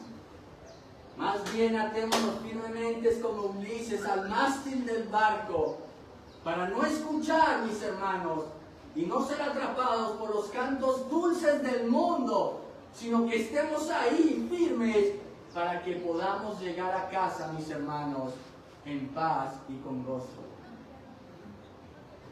No vayamos a caer en el engaño del mundo, mis hermanos. Ojo que es sutil y la seducción es impresionante. Ahora, volvamos a Romanos 12. Volvamos al texto que estamos estudiando. Y Pablo dice, no os conforméis a este siglo. No os conforméis. El apóstol Pablo nos está pidiendo con vehemencia una cosa. ¿Saben qué es? Que nos rebelemos. Está pidiendo que nos rebelemos, mis hermanos. ¿Contra quién? Contra ese sistema diabólico, contra este mundo, contra esa corriente pecaminosa. No os conforméis, rebélense, luchen, peleen con fuerza y con vigor. Den la batalla. No se dejen amoldar. No se dejen acuñar, mis hermanos, porque en el primer siglo las monedas que se usaban en el Imperio Romano estaban acuñadas ¿con qué? Con la imagen del César. Por eso los judíos despreciaban esa moneda, ¿no? Pero también les gustaba tenerla, ¿no? Era una locura. Pablo está diciendo, no se dejen acuñar como en Roma acuña las monedas con la cara del César. No lo permitamos, mis hermanos. No os conforméis a este siglo. Rebélese, está diciendo Pablo. Luchen con fuerza. No se dejen atrapar de este mundo. No permitas que este mundo te moldee a su imagen y a su semejanza. No lo permitas, hermano. No dejes que este mundo te arrastre hasta ese sistema perverso de valores que pregona con fuerza. No lo permitas, mis hermanos. Ahora, lo que sucede es que después de la caída nació un terrible problema en el ser humano. ¿Y saben cuál es ese terrible problema? Que todos nacemos con una mentalidad equivocada. Equivocada. Efesios, vamos a Efesios capítulo 2. Mira cómo nacemos todos los seres humanos, todos, sin distinción alguna. Esto lo abarca todo, ¿no? Efesios capítulo 2, versículo 1 y 3.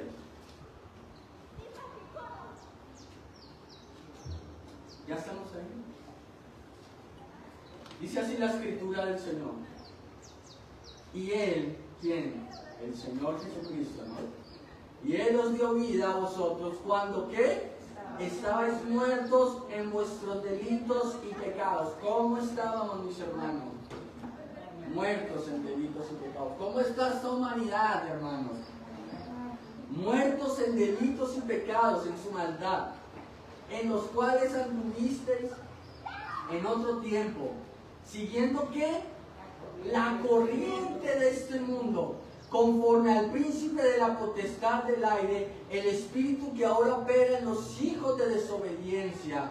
Versículo 3, entre los cuales también todos nosotros vivimos en otro tiempo, en los deseos de nuestra carne, haciendo la voluntad de la carne y de los pensamientos, y éramos por naturaleza hijos de ira, lo mismo que los demás.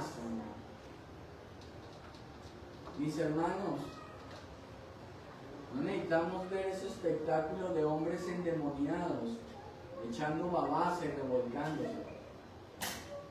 Ya están endemoniados. Ya Satanás los tiene. Usted los ve caminando y están poseídos por Satanás, porque están bajo su dominio. Entonces, no pretendan ver a alguien convulsionando, ¿no? Y echando babasa para decir, ¡ay, está endemoniado! No, el mundo entero está endemoniado. Está bajo la influencia de Satanás. Satanás los tiene. Ya son de él. Ya son de él, mis hermanos. Todo este mundo nace con una mente distorsionada, llena de mentira y de crueldad. El estado natural de los hombres es la muerte espiritual. Ese es el estado natural. Lo que nos dicen las Escrituras. Esta condición es universal, hermanos, porque abarca a todos los seres humanos, desde Adán hasta el último hombre que viva en esta tierra. A todos. Esa es la condena y el juicio de Dios, porque lo encerró todo para que todos quedaran bajo el juicio de Dios. Todo lo encerró en el pecado para que todo quedara bajo el juicio de Dios. Todos los seres humanos están en una rebelión activa contra Dios. El hombre se cree libre, pero realmente está bajo el dominio odioso y malvado de Satanás. ¿Entiende eso? Los hombres se creen libres, pero realmente están bajo el odioso dominio y malvado perverso de Satanás, que lo llama Pablo aquí en Efesios, ¿qué? El príncipe de la potestad del aire. Ahí los tienen. Ahí los tienen. El hombre por sí solo no puede abandonar esta rebelión contra Dios. Él no puede. Los hombres seguirán siendo rebeldes, estando en el odioso reino de las tinieblas, dominado por Satanás, siendo los súbditos del diablo. No podrán abandonarlo por sus propias fuerzas, voluntariamente, así lo quisieran. Satanás nos tiene apretados, agarrados. La única forma de liberarnos del reino de las tinieblas es que el Señor venga y nos libere. No hay más. De que Él venga y nos saque del reino de las tinieblas y nos lleve al reino de su luz admirable. Si no sucede eso, el hombre terminará sus días en esta tierra siendo esclavo de Satanás, perteneciendo al reino de las tinieblas, siendo súbdito de esa corriente pecaminosa de este mundo, y el destino final será la muerte eterna. Si el Señor no viene y le libera, mis hermanos. Ahora, volvamos a Romanos 12. Pablo, les dije al comienzo que nos daba ¿qué? Dos mandamientos, uno positivo y uno negativo, ¿recuerdan? ¿Cuál era el negativo? No os conforméis a este siglo. Pero ahora nos va a decir el mandamiento ¿qué? Positivo. ¿Y cuál es? Sino transformaos por medio de la renovación de vuestro entendimiento, para que comprobéis cuál sea la buena voluntad de Dios, agradable y perfecta. Bien, mis hermanos, debemos ser transformados por medio de la renovación de nuestro entendimiento, o la renovación de nuestra mente. ¿Y cómo vamos a renovar nuestra mente, nuestro entendimiento?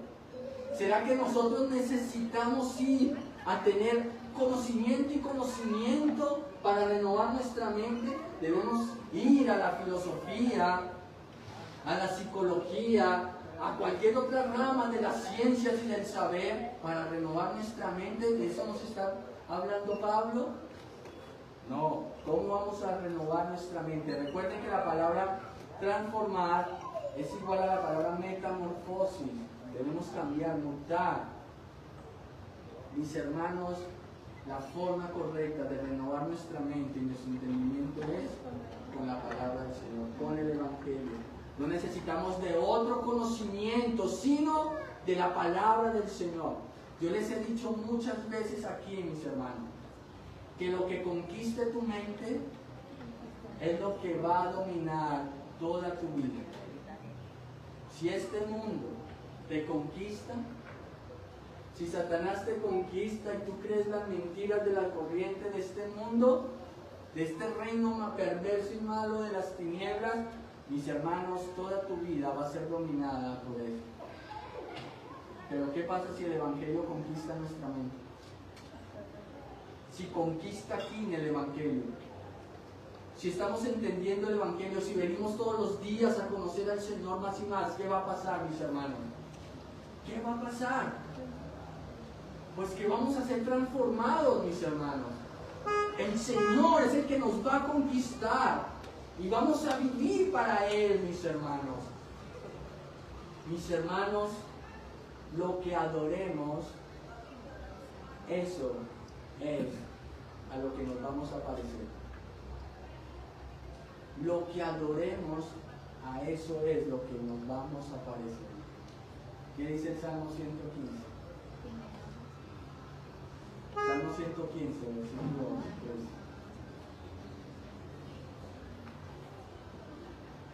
Salmo 115, versículo 2.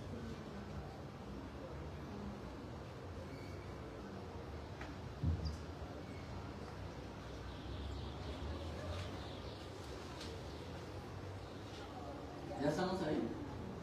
Mira lo que dice el Salmo 115, 8. Dice que semejantes a ellos son los que los hacen y cualquiera que confía en ellos. ¿De qué está hablando el Salmo? ¿Recuerdan? De los ídolos. Entonces, si tú adoras una estatua de piedra, de madera, ¿no? Cualquier ídolo que tú adores, que veneres, que pongas en primer lugar, que le des la importancia que no debe tener en tu vida, según las Escrituras, tú te quedas parecido a él. Vas a tomar su forma, su semejanza. Va a ser así, hermano, de ridículo. Pero ¿qué pasa si nosotros adoramos al Señor? ¿Qué pasa si le rendimos adoración al Señor? Y permanecemos en su santo templo, en su santa presencia, todos los días de nuestra vida. ¿A qué nos vamos a parecer? Al Cristo, al Señor. Al Señor, mis hermanos. Entonces la verdadera santidad no consiste simplemente en cambiar de conducta. Ojo con esto. Porque relacionamos santidad con ¿qué? Con conducta. Entonces, pórtese bien, Por eso dicen, no, este es un santurrón. ¿Han escuchado esa palabra alguna vez? ¿Qué quieren decir cuando nos dicen santurrones o ese santurrón? ¿Qué quieren decir? Que como que no hace nada, ¿no? Como que no quiebra un plato. Pero mentiras que es más abeja que todo, ¿no? Rompe toda la vajilla ese disco, ¿no? Mis hermanos, la santidad no tiene que ver con la conducta humana, sino que la verdadera santidad, escucha bien, consiste en que la luz del Evangelio, escucha bien, en que la luz del Evangelio penetre e ilumine nuestro entendimiento, de tal manera que nosotros tengamos una forma de pensar distinta a la de este mundo y nos conformemos más y más a la manera de pensar de Dios. Esa es la verdadera santidad. No se trata de conducta, se trata de entender el Evangelio y de empezar a pensar como el Señor piensa. ¿Y cómo podemos llegar a saber cómo es que Dios piensa? Para que nosotros pensemos de esa manera. ¿Cómo? ¿Cómo? ¿A través de una visión? ¿Sí? ¿A través de un sueño? ¿A través de una meditación? ¿De cómo, hermano? Mire aquí las Escrituras, la palabra del Señor. Aquí está como Dios piensa. Aquí está la cosmovisión del Señor, cómo ve Dios el mundo. Entonces, mis hermanos, como decía Charles Spurgeon, que la Biblia esté sobre nuestras cabezas. Ella es la que tiene que moldear nuestra manera de pensar. Y cuando entendemos el Evangelio, mis hermanos, ahí comienza la verdadera santidad, hermano. Porque empezamos realmente a vivir para el Señor. Empezamos a entregarnos a Cristo, mis hermanos. Pablo no está diciendo que debemos recibir más información, sino que debemos recibir el Evangelio, que el Evangelio tome lugar cada día de nuestra vida para ir transformándonos cada vez más. Esa es la imagen de Cristo, mis hermanos, no un estilo de conducta o de norma. Entendamos eso, hermano. Estoy echando mano a todos los recursos de mi vocabulario para poder expresar esta verdad, hermano. No es a través de un conjunto de normas y de reglas que nosotros debemos apegarnos para lograr la santidad. No, es conocer a Cristo, es amar al Señor. Esa es la verdadera santidad, hermano. Porque cuando tú persigues a Cristo, cuando estás contemplando al Creador del universo, mis hermanos, tu manera de ver cambia. Tu visión cambia. Y ahora sí tendrá sentido todo lo que tú hagas para el Señor. Porque has entendido el Evangelio, mis hermanos. Es el Evangelio el que tiene que tomar lugar en nuestra vida para transformarla. Y al contemplar la hermosura del Señor, nuestra mente debe ser renovada. Debemos pensar distinto de la vida, mis hermanos. Si no estamos contemplando con detenimiento y con deleite a Cristo, así nos digan qué es bueno y qué es malo, qué reglas seguir y qué no seguir, mis hermanos, todo será un fracaso. Nunca cambiaremos, nunca. Porque podremos cumplir una norma y una ley, pero nuestro corazón seguirá igual, impenitente, amando el pecado, rebelde contra el Señor. Mis hermanos, no es seguir normas, no es seguir conducta, es amar a Cristo, es tener el corazón del Señor, es enamorarnos de Él, es vivir para Él. Segunda de Corintios, y con esto vamos terminando. Segunda de Corintios, capítulo 3, versículo 18, que nos leyó Luis Alberto en la lectura del Nuevo Testamento.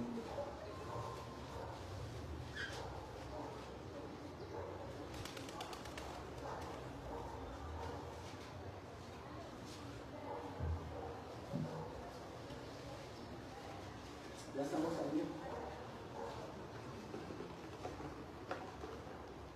¿Estamos ahí? Vean lo que dice la Escritura. Dice, por tanto, nosotros todos, ¿qué? Mirando a cara descubierta como en un espejo, ¿qué? La gloria del Señor. Mira la invitación. ¿qué es lo que nosotros debemos estar mirando todos los días? Normas, conductas, no haga, no coja, no maneje, no tome, no haga esto, no haga aquello. ¿Eso es? ¿O qué es? ¿Qué es, hermano? La gloria del Señor. Por eso Juan en el capítulo 1 de su Evangelio dice, y vimos la gloria. Vimos testigos, vimos. Y cuando ellos vieron su gloria, la gloria de Cristo, ¿qué pasó con la vida de los discípulos y los apóstoles? Fue transformada, hermano. Al punto de que dieron sus vidas por amor a Cristo, no tuvieron miedo de proclamar al Señor, aunque la espada de Roma estaba ahí apuntándolos. Todos murieron bajo el martirio, menos Juan. Pero Juan no se escapó del martirio, porque él murió en la isla aislado. Él sufrió el martirio. No crea que estaba ya bacaneado Juan en la isla del Padre, que lo mandaron de vacaciones recreativas, ¿sí? Una isla paradisíaca. No, exiliado, expulsado, sintió el rigor del martirio. Pero mis hermanos vieron la gloria del Señor. Que tú puedas ver la gloria de Cristo, la hermosura del Redentor, que tu corazón se enamore del Señor.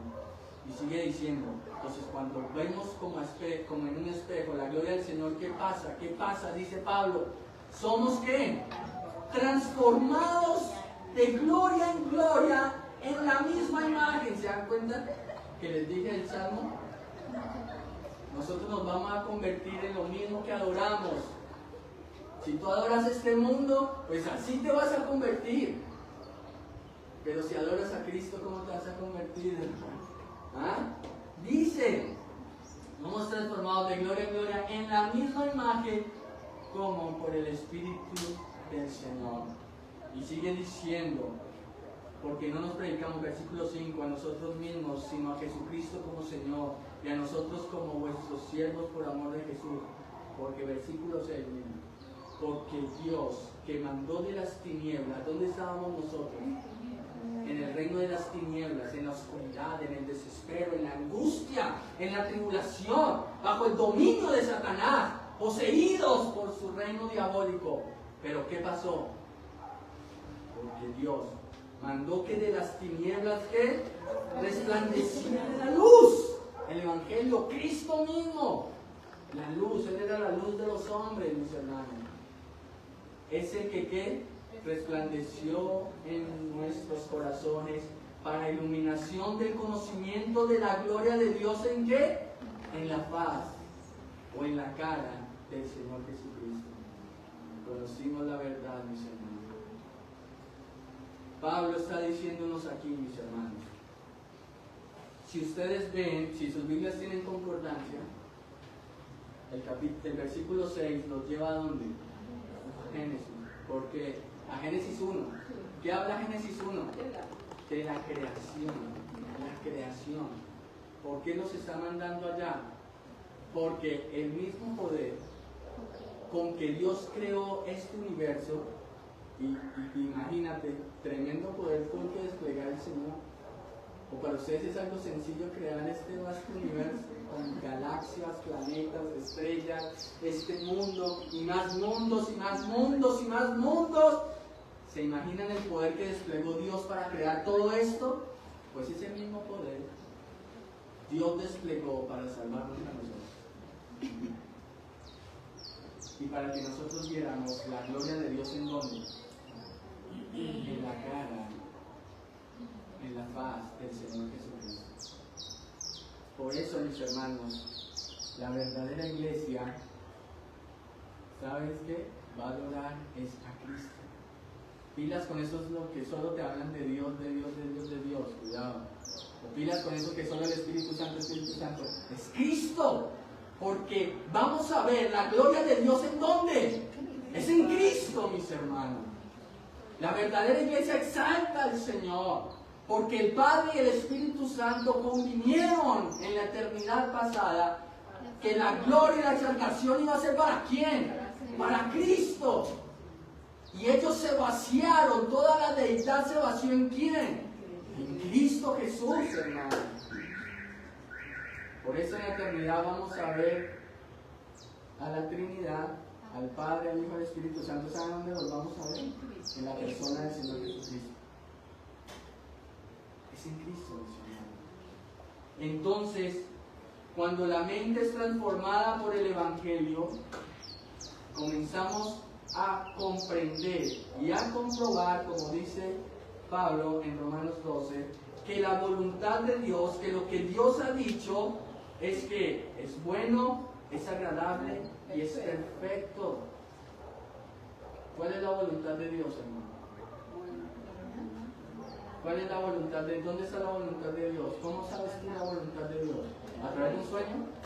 ¿Tienes que tener una revelación especial para entender cuál es la voluntad de Dios? ¿Tendrás que escuchar una voz audible que te diga cuál es la voluntad de Dios? No, ¿cuál es la voluntad de Dios?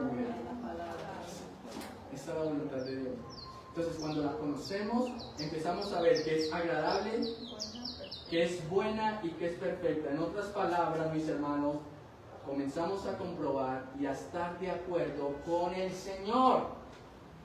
O sea, estamos en el lugar de decir, Señor, lo que tú dices es así, estoy de acuerdo contigo. Eso es lo que está diciendo Pablo. Respecto a esto, como tú dices, Señor, estoy de acuerdo contigo, así es, porque tú eres el único que tiene la verdad absoluta. Estoy de acuerdo contigo, tú tienes razón, Señor. Pero mis hermanos, ¿cómo llegamos a ese estadio en la vida? Conociendo las Escrituras, hermanos. La invitación es a que vengamos a estudiar la palabra del Señor, a que conozcamos al Señor a través de las Escrituras, mis hermanos, porque allí vamos a encontrar paz, gozo, vamos a encontrar una alegría indestructible, mis hermanos, porque hemos abrazado a Cristo y su Evangelio. Vamos a orar.